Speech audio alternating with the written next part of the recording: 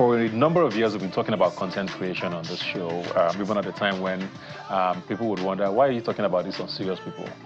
But it's 2025, and I'm sure a lot of you now realize that we're talking about it for a reason, because the world is changing really, really fast. We're going to be talking content creators and influencers, building something from nothing. I'm joined here by the founder, Dots Media House of Trend Up Africa, Tiwalola Olanubi. Thanks for being here today. Thank you, Doctor. So, it's, even for someone like me who understood what was happening, I'm still sometimes shocked at how quickly things are changing.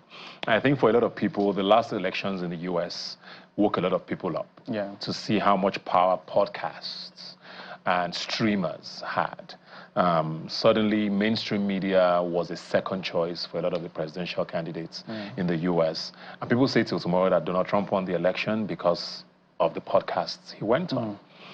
And we have elections coming up, so I wonder what's going to happen with us. But before we get to that, it's just like the world is changing so quickly. And why is it happening so fast? Did COVID do something?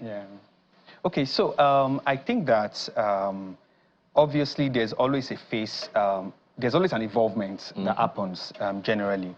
At every point or every season, something changes. There was the era of the newspapers.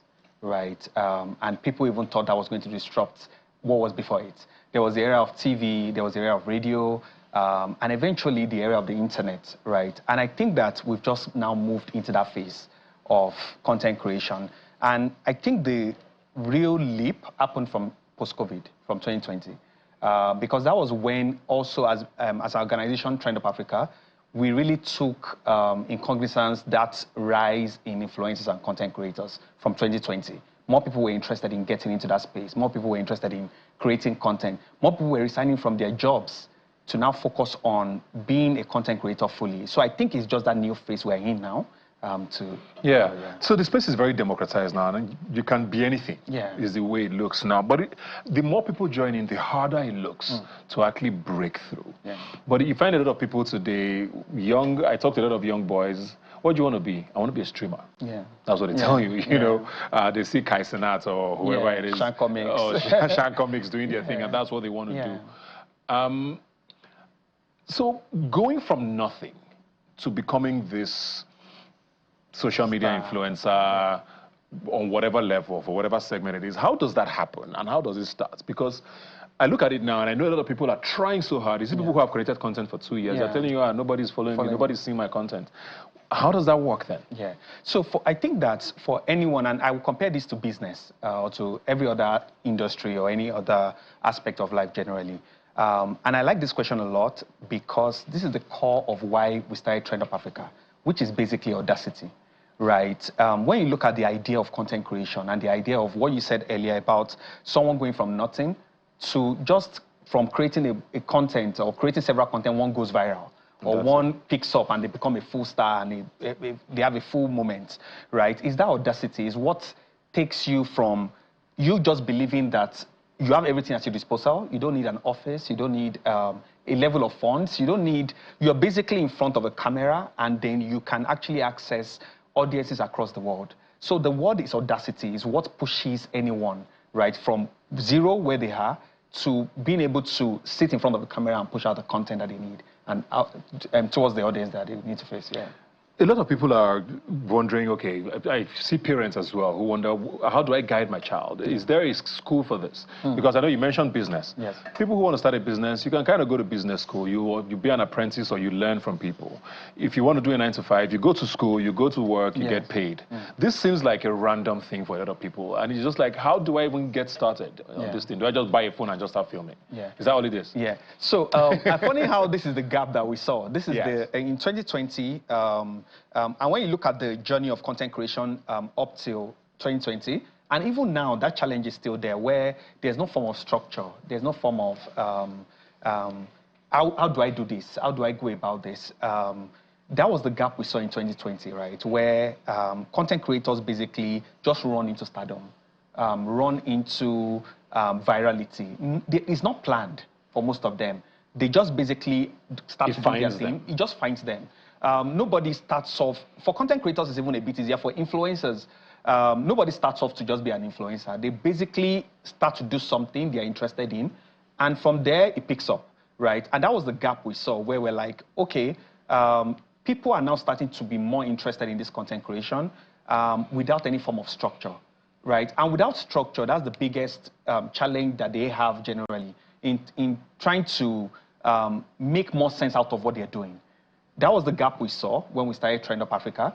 And we have gone ahead now to create like training sessions where every month we're able to train aspiring creators, people that want to become creators. Because now that we have that influx of creators, right, a number of these aspiring ones now, all they're asking is, how do I get into this? How am I able to kick off this journey? I have what it takes. Nobody's following me. Nobody's liking my content. How am I able to kick off this? So monthly now, we're able to train content creators, put them in front of people that are now forces, like Diary of a Kitchen Lover, Mr. Macaroni, all the leading influencers are able to speak to them and teach them the journey, or teach them from the experiences of what they have faced, right, and help them on their own journey to becoming creators. Yes.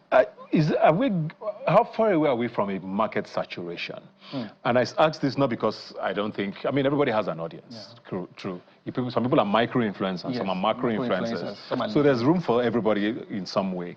But at the same time, I mean, growing up, at least for those of us who are millennials, or at least of a certain age, you wanted information, you went somewhere to watch it.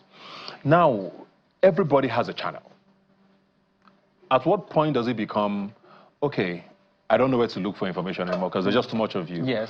Is there a worry about saturation? Because people still want to be influencers. How do you get people encouraged to say, okay, you can still be an influencer while also knowing that the markets choke? Like we say in Nigeria. Yeah. I think it still goes back to the conversation we had earlier about evolution, right?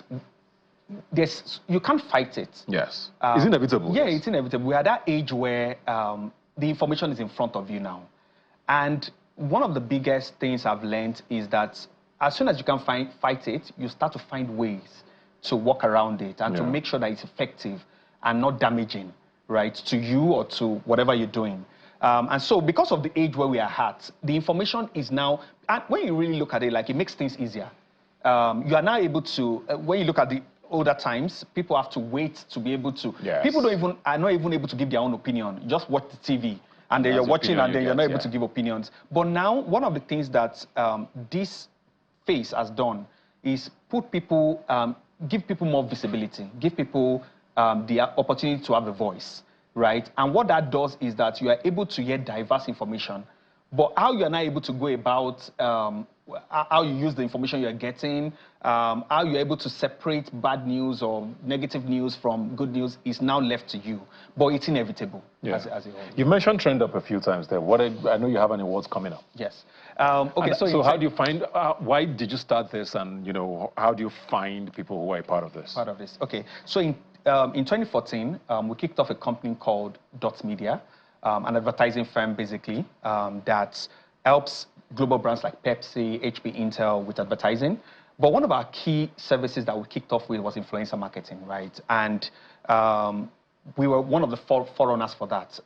Basically, helping influencers to grow their numbers, helping influencers to understand how to go about influencer marketing and all that. And also connecting them to campaigns, right, with brands. Down the line, we realized how much work these guys were putting into their craft. So we created a subsidiary. Very hard work. Yeah, very hard work that people don't see or people don't really understand. You see a 1-minute content online and you don't know how much work they've put in, how much mental burnout they've had, how much financial burden they've had.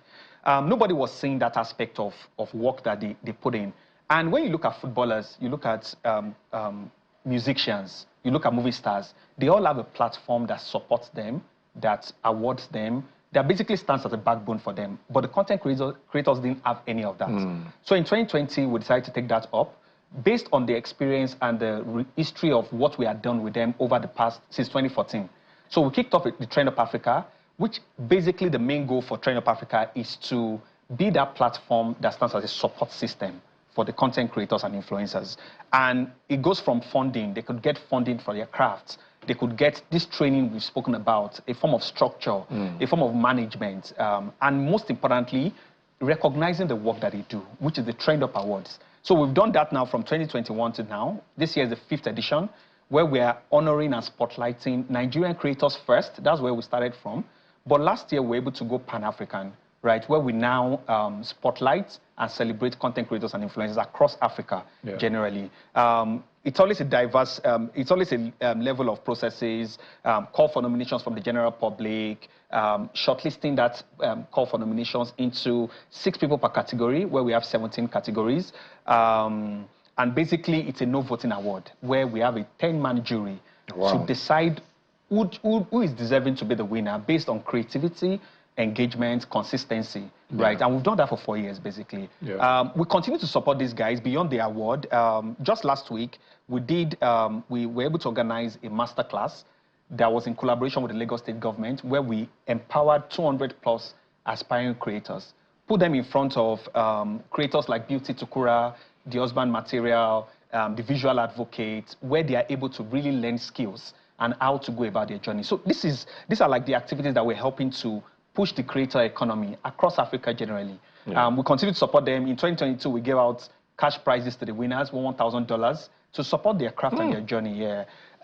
Last year, we gave out a brand new car to one of the winners as well, to one of the biggest winner of the night. So Trend Up Africa has been created basically for creators across Africa to know that when you need support, all forms of support, Trend Up Africa will always be there to support you. Awesome stuff, man. I mean, I have to commend you, especially for doing this at a time when nobody really took them seriously. And you decided to do that. You're probably the Oscars of influencers. Yes. Or the Grammys of influencers. Or the Headies of influencers. When is this holding? July 13th. It's always a series of activities leading up to it. But the main event is on Sunday, July 13th at the Balmoral Hall, Federal Palace Hotel. It's always a mix of brand professionals, marketing professionals, most importantly, influencers and content creators across Africa. We have creators that come from Kenya, Rwanda, South Africa, Ghana. Last year, it was a Ghanaian that won the first of international category called Endurance Grand, right? So we have 17 categories of that. So it's an event that is a mix of brand professionals and the influencers. And there's just a huge network that happens. And that's when we are able to also unveil the 17 winners of each of the awards. So July 13th? 13th, Balmoral Hall. Balmoral Hall. And it's always shown live as well on DSTV and also on YouTube. So in case you are not able to get in, it's a invitation-based award. But if you're not able to get in, there's always a live streaming that happens. Yes. All right, thank you very much. Looking forward to it. Anything special to look forward to this year's edition? Yeah, just the winners. We're looking forward to... it's been a very busy year for creators. Yes. So definitely. There's just a lot of surprises that will happen with that. It's been a tight race between all the nominees. Like when you look at the categories, just a mix of competition between them and all. And we look forward to what the winners will be. Looking forward to that, man. Good luck, and make sure you tune in for those of you who don't get an invite. Thank you so much. Catch the Trend Up Awards on July 13th and celebrates content creators who are, I don't even know if they're the future anymore, they're the present. They're here now. They're here to stay.